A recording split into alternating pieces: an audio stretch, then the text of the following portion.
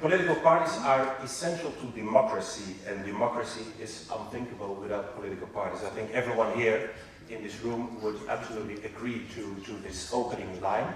But nevertheless, it's a quite relatively new phenomenon, European political parties. Most of the parties were born a couple of years ahead of the first European elections in '79. For example, EPP celebrated this year its 35th anniversary. Most of the parties were born in the mid-70s, but it took a whole generation for us to get at least some recognition. It was not until 2004 that European political parties, for the first time, were recognized by the European Parliament as political parties. It was not until '92, and you as political researchers, you probably know the dates as well as I do, that for the first time in the treaties of the European Union, political parties were mentioned. It was in '92 in the Maastricht Treaty that we were happy to have a sentence included that political parties at European level are important as factors for integration within the Union. They contribute to forming a European awareness and to expressing the political will of the citizens of the Union. This is our mission statement. And there were follow-up steps which gave us the means, which gave us the structures. 2004, when we had the regulation on the financing of European political parties. The regulation 2004-2003, governing the finance of Euro parties, gave us the legal framework in which we can function. Also gave us the money. In the past, European political parties, especially EPP, but I guess also the Greens and also the PES, we were nothing more than just an appendix to our groups. Most of the parties received subventions from the EPP groups in the Parliament. In 2004, we finally get a means from the European taxpayer, from the European Parliament, to start to construct independent organizations with an independent structure based on democratic principles. Later on, in 2007, thanks to Jo Leijnen, to which I really would like to give a lot of credit because Jo Leijnen did a great job in 2007, refined regulation. At the moment, also European political foundations were born, think tanks that allow us to do some long-term thinking, because European political parties are very much focused on short-term politics. Because of the day-to-day agenda that we have to follow, our foundation can invest in time and energy to do some long-term thinking. So Jo Leijnen did a very important step in 2007.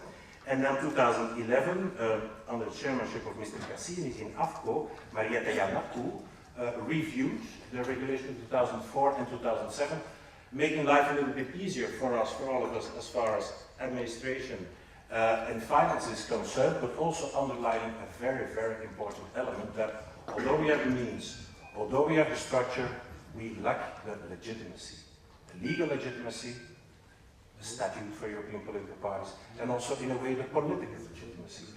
At this moment there are 10 political parties that are recognized by the European Parliament, except for one. All of them are a Belgian non-profit association. We're not more than a Belgian non-profit association. You can compare us to an NGO. When we have to get an entrance badge to this European Parliament, we have to apply like any other NGO has to do so.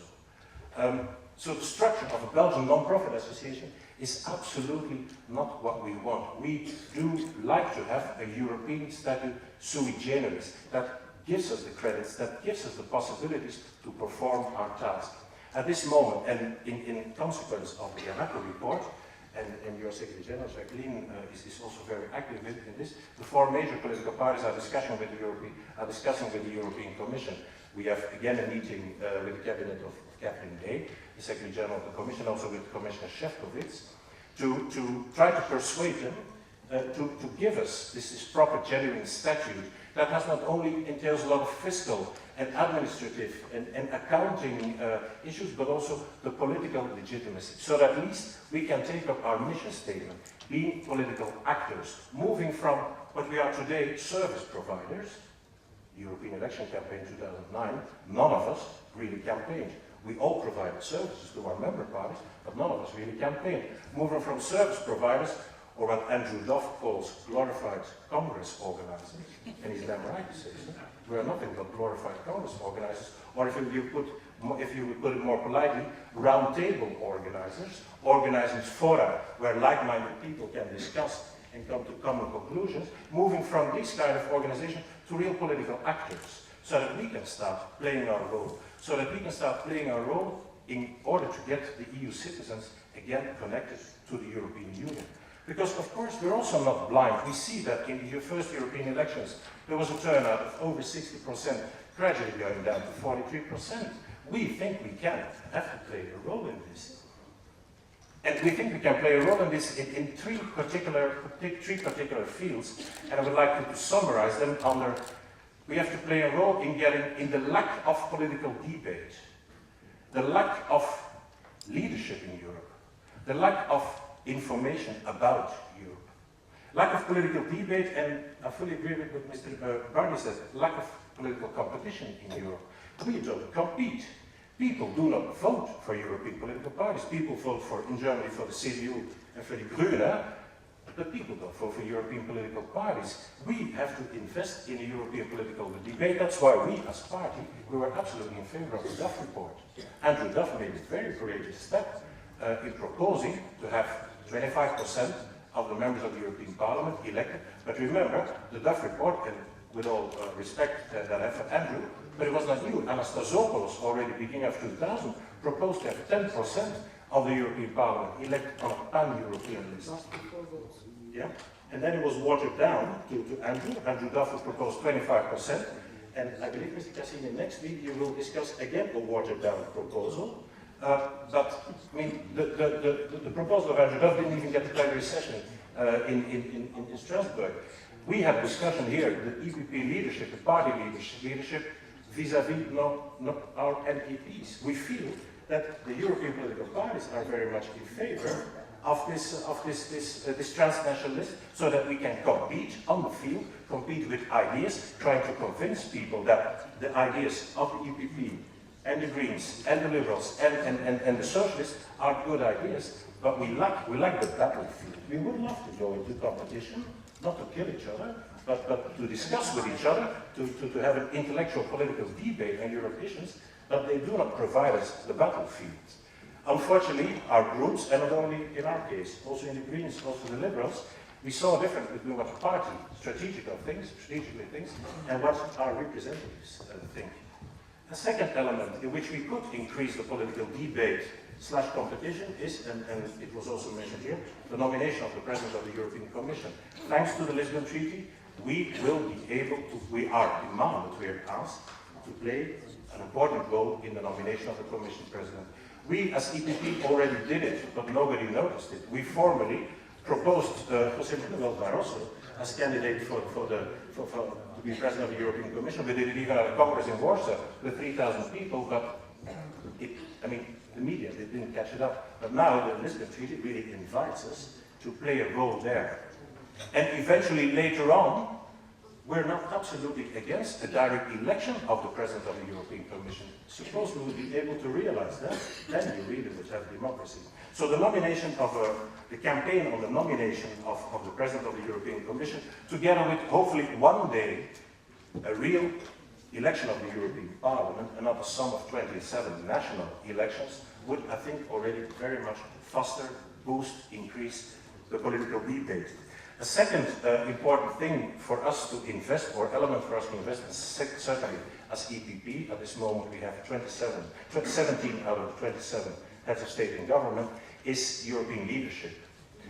I'm too young to know Alcide de Gasperi, Adenauer, Schuman, but I knew Delors, Kohl, Willy Brandt, Mitterrand.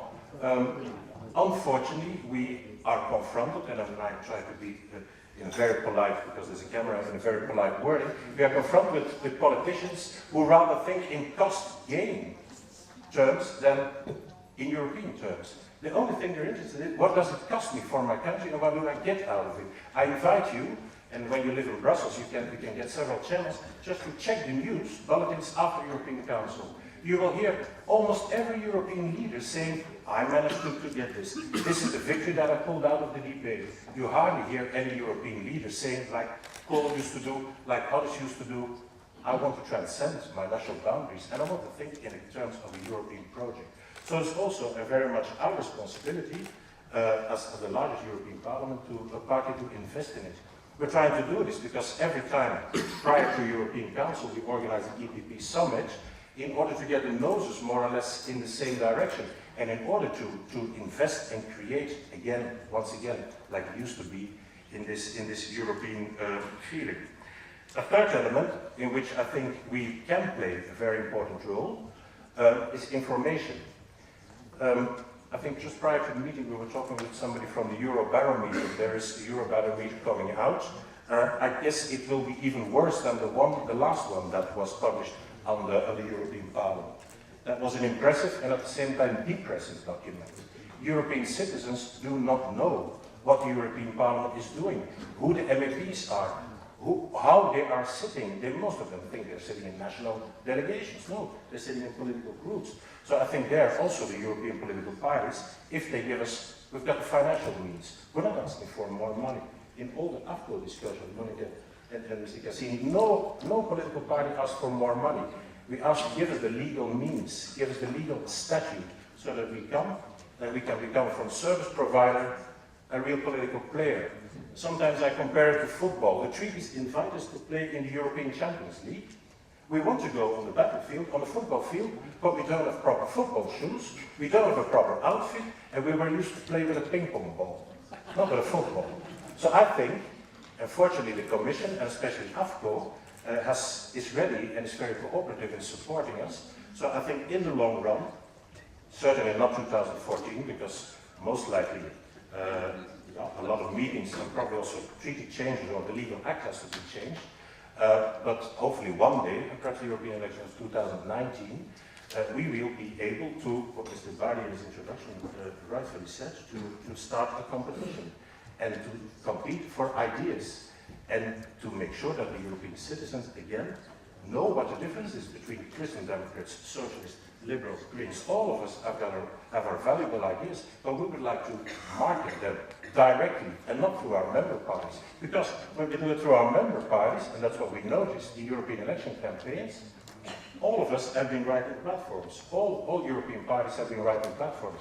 But it was very difficult to get them across in the national party platforms. European elections are, unfortunately, only about national matters run by national politicians on national lists. So I hope one day, and I'm sure, that there is a commitment, a political commitment here in this House, and also in the Commission, we noticed, that one day we will get the tools, not financial tools we're not talking about, we get the legal tools and the framework to be real players on the European